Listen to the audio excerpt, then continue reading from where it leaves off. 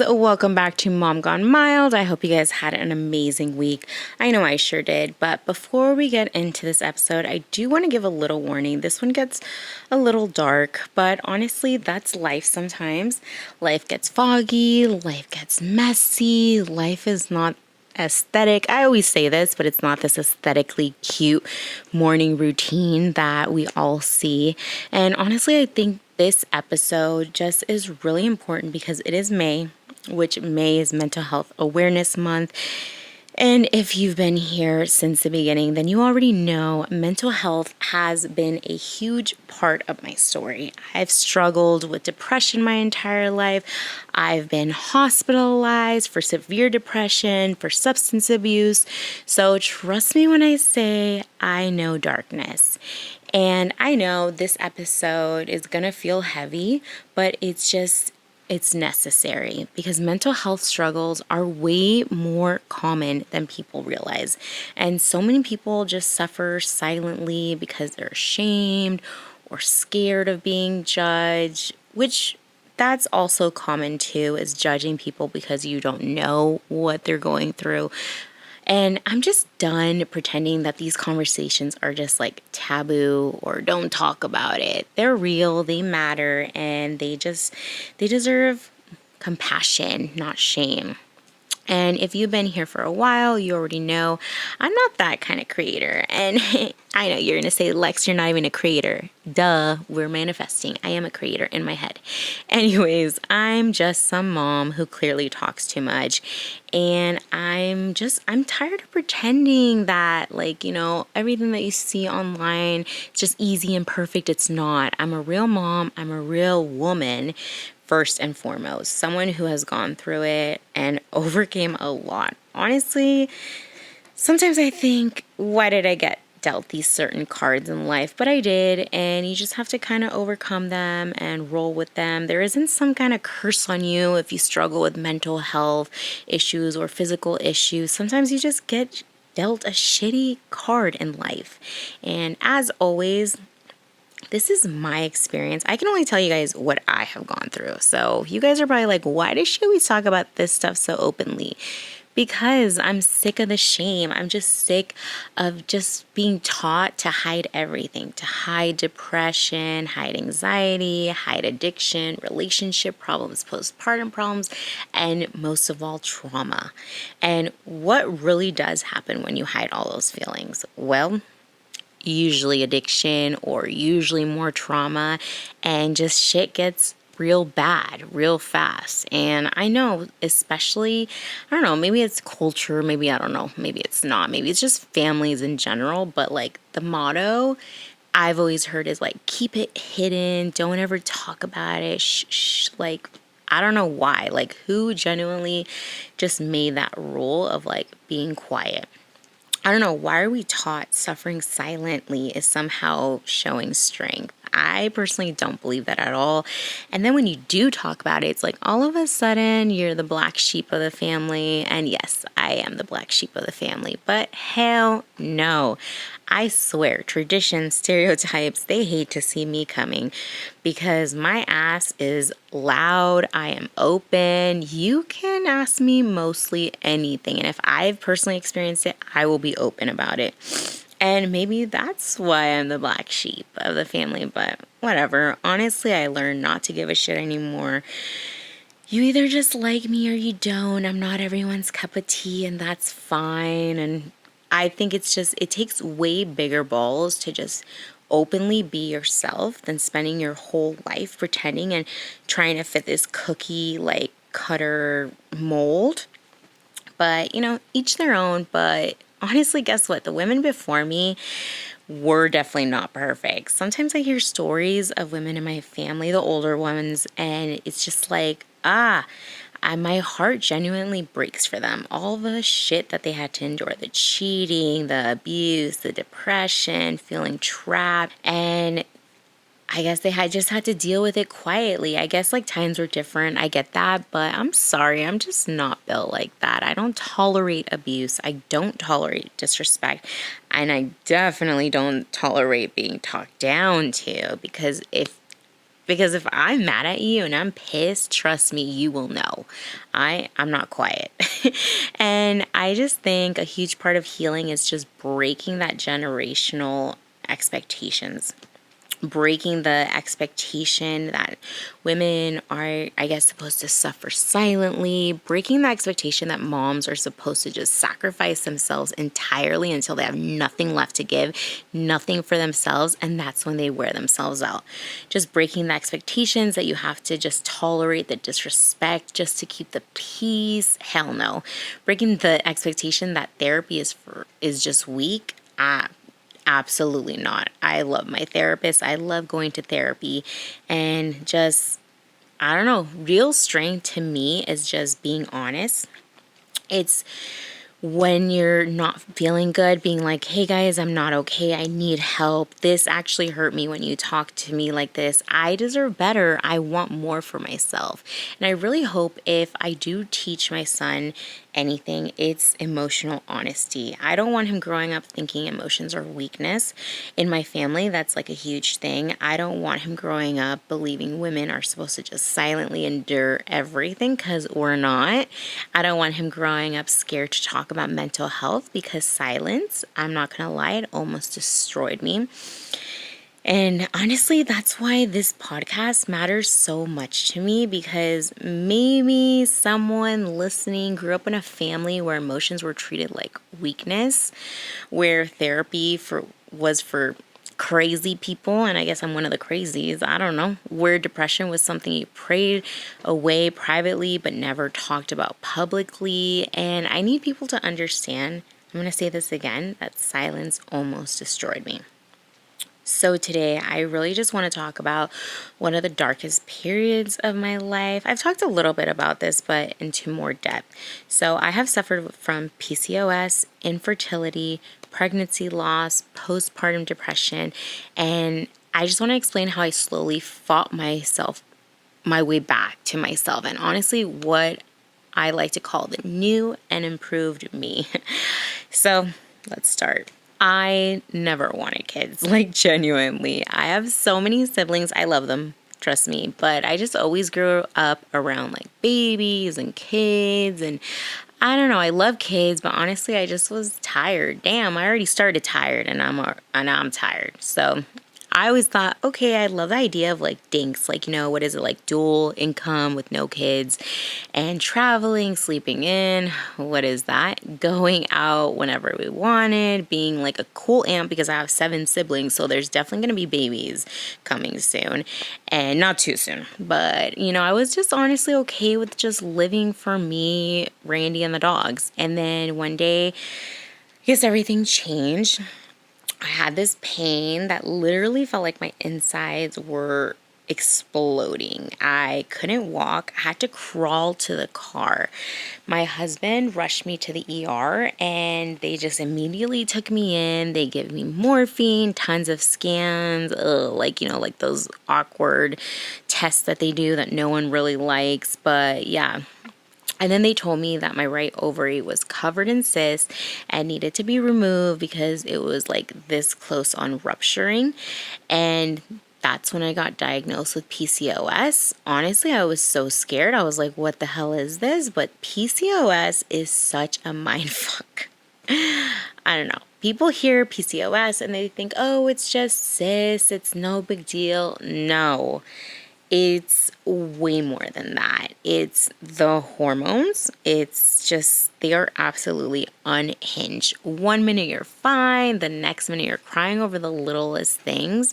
And guys, it can look different for everyone. This is my experience. Then suddenly, you're just irrationally angry. I know, like, sometimes I get, like, if someone's breathing wrong, I get, like, the ick. And yeah.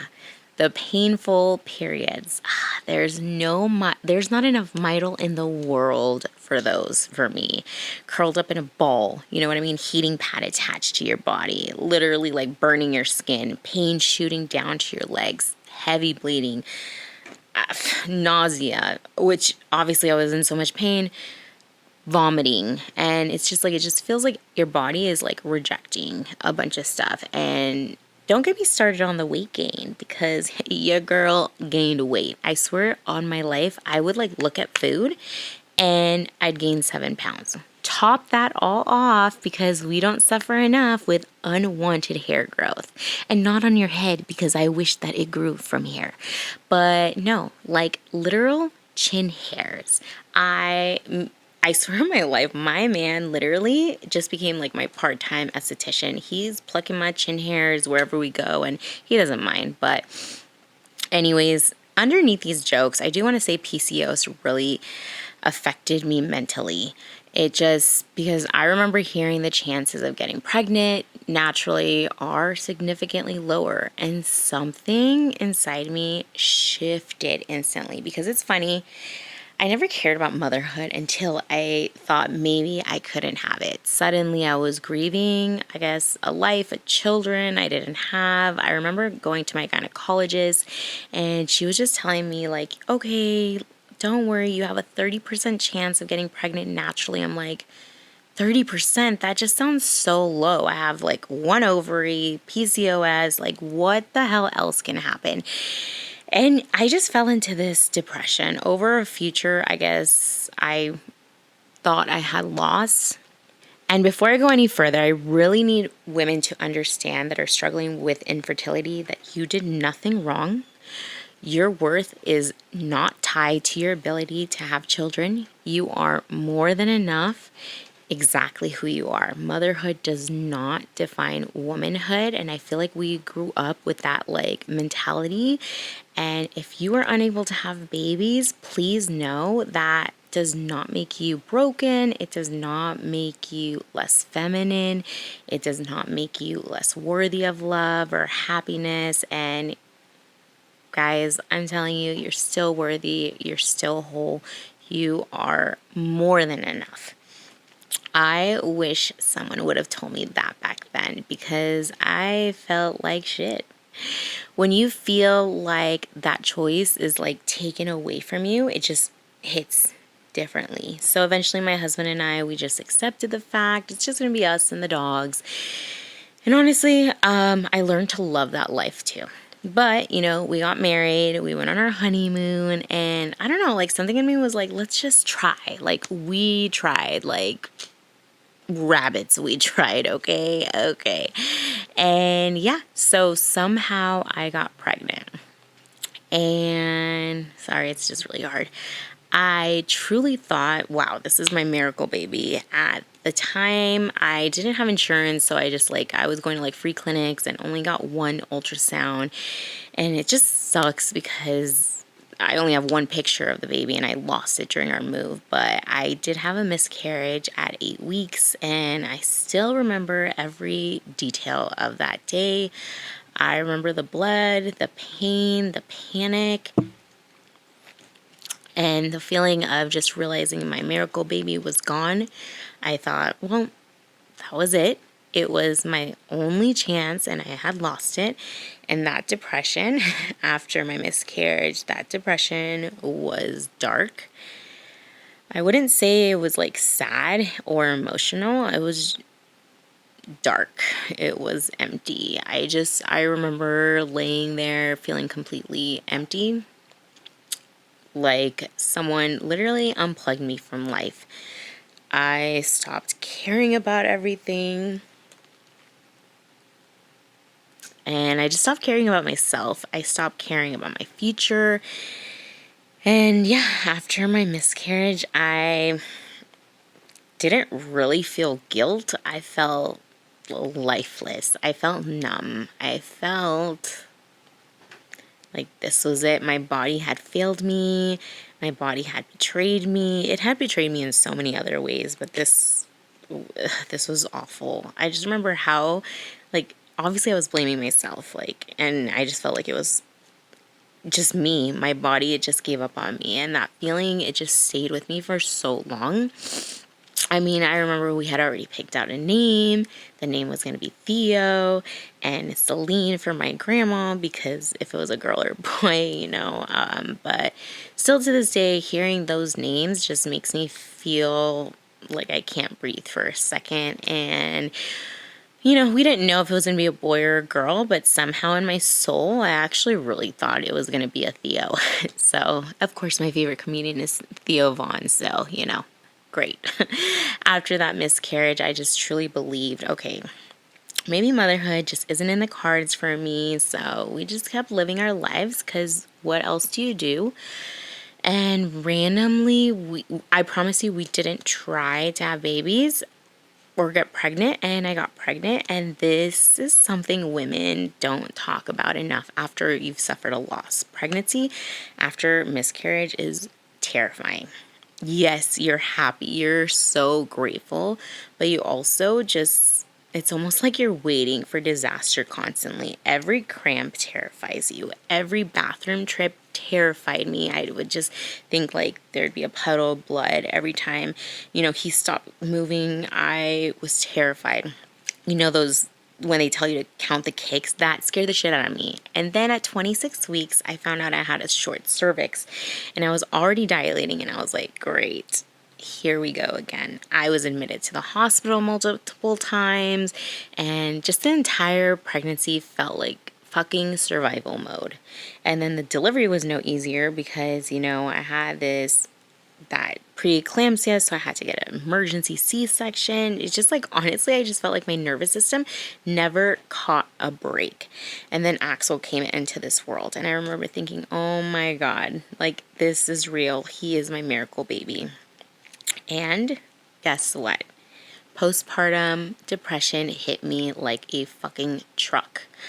I really need to be honest about how dark it got. I have talked about this multiple times, but I feel like social media romanticizes motherhood so much, and you kind of like feel guilty not feeling that. You see the cute routines, the matching PJs, the perfect homes, and meanwhile, my house was dark, literally, and just mentally. My shades stayed shut all day. The pediatrician would literally ask me, does he even get sunlight? I mean, we had to do the vitamin D drops. It's normal for babies, but he was like pale. And honestly, just no, we weren't getting any sunlight. I just remember my mother-in-law coming over one day and she's like, why is it so dark in here? And I was like, because I was dark. Mentally, I was just gone. And this is a part people don't understand. I absolutely love my son. I never felt detached from him. I felt detached from myself. And postpartum hits everyone differently. So I barely showered. I barely brushed my teeth, barely brushed my hair. Sometimes I wouldn't even get up to pee because mentally I just couldn't move. I know I smelled. I know my house was a fucking mess. I know I wasn't okay. My husband helped so much, but I genuinely did not care. I felt just like I was on cruise control. I was literally doing the absolute bare minimum. I remember I would like drive places and not remember how I got there. And so, binge eating has always been my go-to, and here we go again, binge eating, because my biggest coping mechanism in life is food. It's the only thing I could control because food became, and it's always been, this comfort. It's numbing. It's just like the only dopamine that I got was from food. And this is where the guilt comes in, because postpartum depression guilt, it's the worst. The guilt is basically you ask yourself, like, why am I struggling when I finally have my miracle baby? Why am I not happier? What is wrong with me? I should be grateful. People are praying for this. I prayed for this. And that guilt just eats you up because you love that baby so much, but mentally you are drowning at the same time. And that just combination is just so confusing and isolating, because you also feel ashamed admitting that you're struggling, because on paper, my life looked like a dream. Like healthy baby, supportive husband, a beautiful new home. I had my family around. But meanwhile, internally, I was feeling like I was literally disappearing. I wasn't me. And honestly, that guilt, it almost destroyed me more than the depression itself. I felt like, I don't know, like humor became my defense mechanism through all of this. But I feel like most people are kind of like that with the dark humor. Like, if you can't laugh a little through the trauma, you'll literally lose your mind.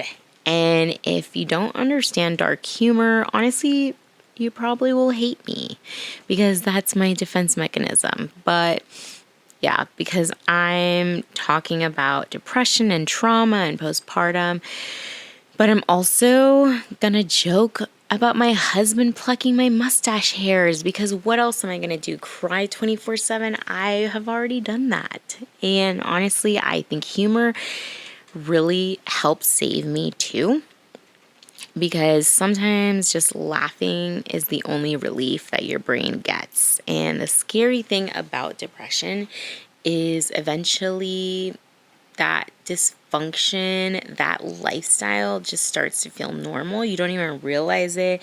And definitely not how bad it got. I mean, the house was awful. I was in survival mode all the time. I mean, my baby was always taken care of and looked after, fed and cleaned, but I don't know. This platform saved my life. I know. You guys are probably thinking like, she's so dramatic, but I swear it's true.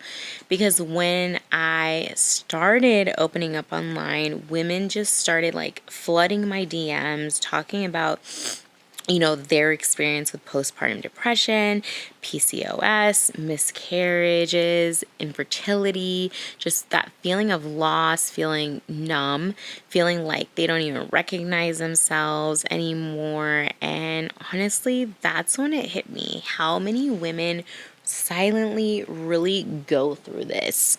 I even just like posted like some polls yesterday about like women not feeling seen, and just like it broke my heart, to be honest, because all these beautiful women, they don't see themselves for how they are, and I'm just like, wow, we carry just so much privately. And I think that's why this podcast became so important to me. I know a lot of people are like, Alexis, you do this all the time like it's your full-time job. But because I don't know, suddenly this wasn't just my story anymore. It just became like the space where women could feel and admit, yeah, you know what? That's me too. And you don't have to feel shame. You don't have to pretend, just without having to be perfect. This is a safe space for you. And honestly, that just healed something in me, and I just feel like I want to tell you guys, like, you're not alone. I can't even explain unless you felt this. Mom Gone Mild became my outlet, became my therapy, became my purpose, honestly. And just hearing women say, wow, I thought I was alone, that I guess it like healed something in me too, because depression isolates you. It convinces you that nobody understands you and that you're the only person feeling this way. And I also remember the people who ignored me, the people who pushed me away because I wasn't cheerful like I usually am. I know I'm a very like cheerful person, and that just wasn't me anymore. I wasn't fun. I wasn't the version, I guess, that they wanted me to be. And that hurt deeply, because one thing that about hitting your lowest point, like mentally, you really find out who people are. You find out who only likes you when you're entertaining, when you're useful to them, when you're easy, because it ain't easy when you're struggling, when you're benefiting their life somehow. And you absolutely do not forget how people treated you when you had nothing left to give them. You also don't forget who checked in on you, who never disappeared. Like, you just don't forget who made you feel like a burden, and you definitely don't forget who made you feel safe. Yeah. Depression changes the way you honestly see relationships forever, because when you're mentally struggling, you don't need perfection. You don't need a lecture. You just need kindness. It is so easy. And I swear, I still remember every single person who was kind to me while I was struggling. I love you guys. I appreciate you guys. I can't thank you guys enough. People probably don't even realize how much just like a small act of kindness matters when someone is literally drowning.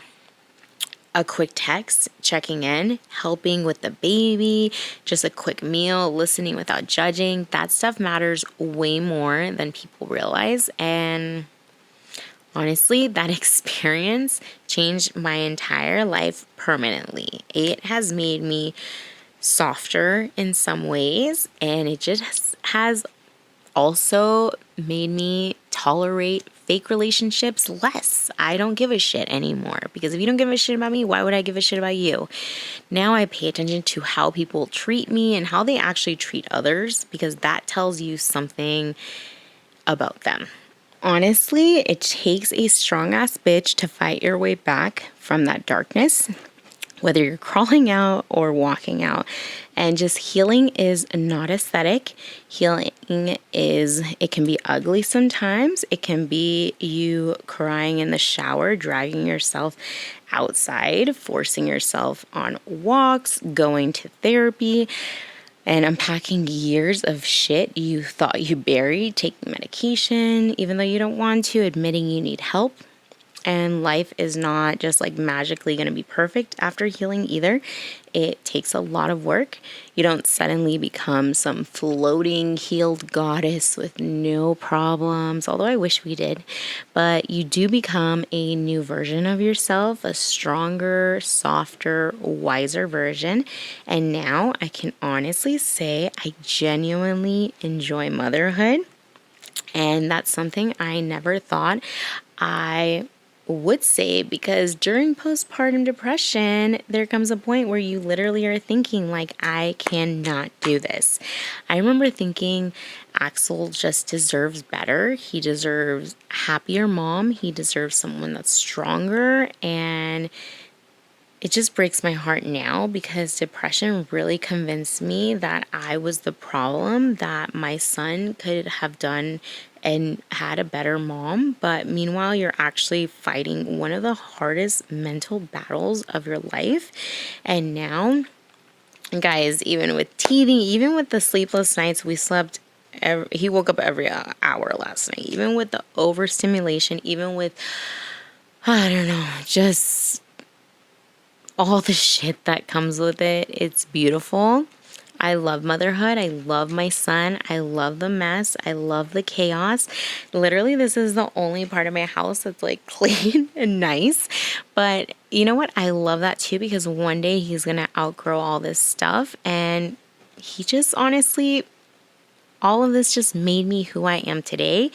Would I change some of it? Absolutely. I mean, I feel like I did go off the rails, but respectfully, I could have just, skipped a few bad things that happened, but overall, I'm here, I'm not just surviving anymore, I'm thriving. And actually, talking about that, I received a message from one of my best friends, and it said something like, "You're thriving at motherhood."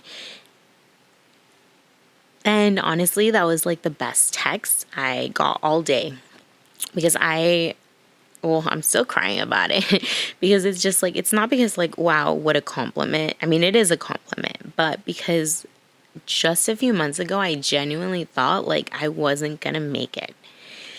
And I thought, this is it. This is my life forever. I ruined everything. I ruined my life. I ruined his life. I ruined Randy's life. And now I look at my son, my marriage, even this podcast and the community that I've built.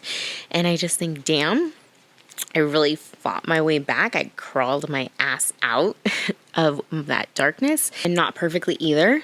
Those days, they were ugly. They were angry days, numb. I wanted to quit. I wanted to isolate myself, which I did a lot of the time. I cried nonstop. These are happy tears, but I kept going. And honestly, that's, I feel like, what really healed me. It's not that I was perfect at doing it, that I just continued to choose myself over and over and over again when my brain was literally trying to convince me not to. And before I end this episode, I do want to say that this episode means a lot to me. I would not be sitting here and talking about all of this if it didn't. This is probably one of my most vulnerable episodes I've ever done because these topics are literally my life, my experiences, my stories. This really happened to me. This was me at some of my darkest moments, just mentally, and I really think mental health struggles happen to way more people than we realize. The problem is most people just stay silent and suffer because they are so scared of being judged, scared of, I guess, being labeled dramatic, crazy. Don't ever call anybody crazy when they have mental health issues, attention seeking.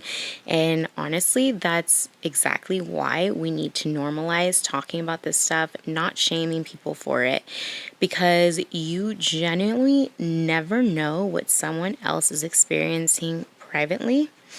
And I just really hope this podcast can become a safe space for people who are struggling. I still struggle, it's for life. A place where you don't feel ashamed, a place where you don't feel judged, a place where you can be like, hey, you know what? I feel that too. Because honestly, anyone who hears someone struggling mentally and their response is, ugh, just get over it, shut up. Respectfully, we really just don't have room for that kind of energy here. And even if you haven't personally gone through depression or postpartum depression or infertility or even anxiety, just be an ally. You do not have to fully understand someone's pain to show freaking compassion. If you want, do some research about it, listen, learn, be kind. Sometimes people, they don't want like this whole lecture and you telling them what to do. They just want you to listen, and that's okay because mental health struggles are nothing to be ashamed about.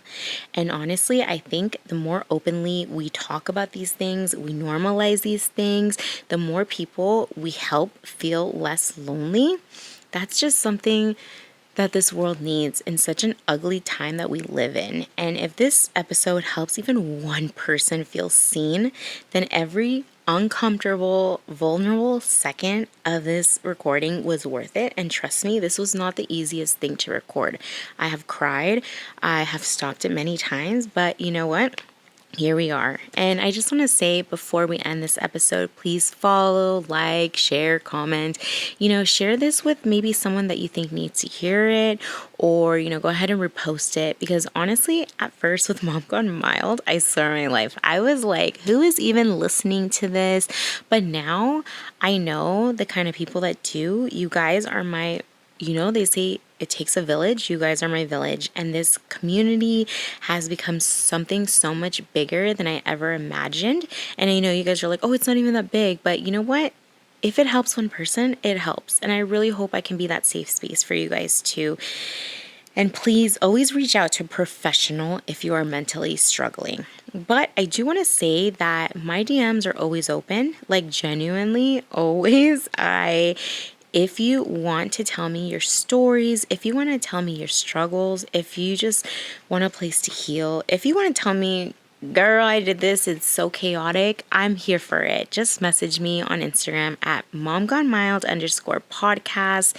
And you guys, I promise you, I do see every single DM. I do see every single repost. And I appreciate you guys so, so, so, so, so much. And even if you guys are like, Alexis, this episode sucked. If you disagree with me, go ahead. Let me hear why you think it did, or what could you say that's different? And, we always welcome criticism here at Mom Gone Mild, the good, the bad, the ugly, because at the end of the day, this podcast is about real conversations, not perfection. I am in no way a professional. I think that's why so many of us just connect. And like always, I just want to say I love you guys so much for being here, and thank you guys for being part of my beautiful, chaotic, crazy ass community. And I just love it so much. And if you guys are wondering how 75 Hard is going, I am on day 73. I know. Soak that in. I have 2 well, I guess technically, yeah, 2 days left. And that's been an emotional roller coaster. So that will have its own episode that'll be next week. So, anyways, I just want to say be kind to yourself, give yourself grace, be kind to others, please. I will see you guys next week, same time, same place. You already know.